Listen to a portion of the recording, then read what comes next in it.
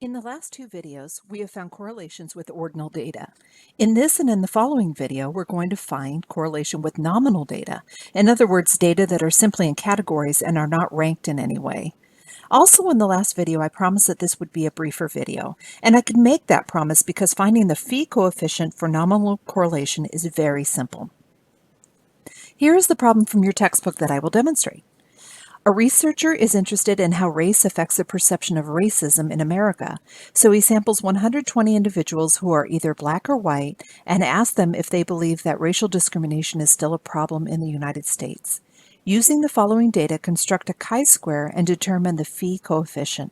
So we have a 2x2 table just right over here, and on the left we have the race of the participants, and on the right we have agreement with this statement about discrimination still being a problem. So we're going to use the phi coefficient because we have nominal data that are in a 2x2 table. And by using an extension of the chi-square test, we can find the degree of association between variables, which is the phi coefficient. So finding our chi-square is our first step, and I'll quickly do that now using the same process that you learned last week. I'm going to start by putting our observed frequencies. And next, I'm going to find our expected frequencies by multiplying the marginal totals for each cell and then dividing them by the total n. So, oh my goodness. Okay, just fix that. Here we go.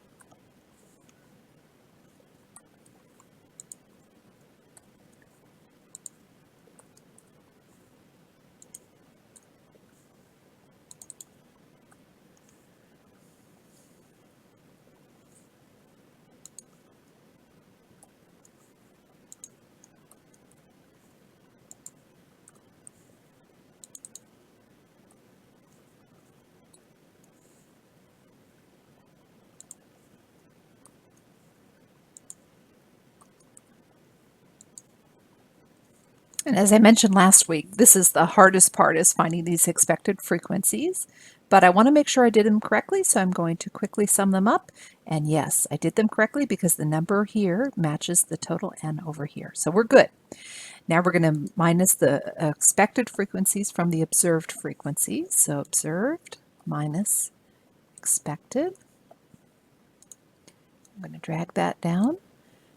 And I'm going to find the deviation, and these deviations, this is the deviation, that should add to 0, and it does, so we're really doing well. Now I'm going to, and I want to make sure that we have no digits. We'll keep the digits.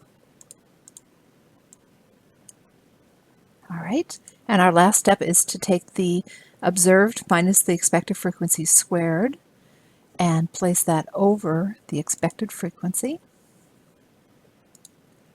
And I'm going to draw down, and the last step is to sum it up. So we end up with a chi-square of 22.06, and before we figure out if the chi-square is significant or not, we're going to go ahead and calculate our phi coefficient.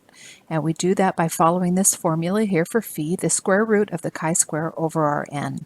Simple enough, equals square root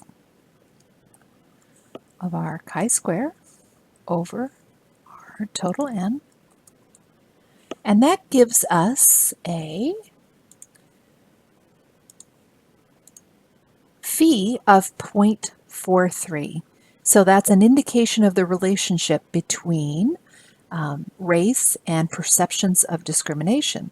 And it's a positive number, which means that as one variable goes up, the other variable goes up, and the reverse, as one variable goes down, the other variable also goes down. So there's a positive relationship between race and perception of discrimination. But is 0.43 a real difference, or is it possibly just a product of chance differences in drawing our sample? To find the significance of the phi coefficient, we just actually need to look to see if the chi-square itself is significant. And to do this, we need to find the degrees of freedom for the chi-square and then consult our table in Appendix C. And if you will recall, the degrees of freedom is equal to the number of rows minus 1 times the number of columns minus 1. Well, we just know that's going to be a degree of freedom of 1. And so I'm going to look at my chi-square table. For a degree of freedom at 1 at the 0.05 significance level, our chi-square would need to exceed 3.841. And obviously our chi-square of 22.06 does exceed that level. And so we say yes, that this phi coefficient is significant at the 0.05 level. In other words, we can say there is a moderate positive relationship between race and the perception of discrimination. So there you have it, the phi coefficient, simple and easy. Up next, the contingency coefficient and Cramer's V, also simple and easy.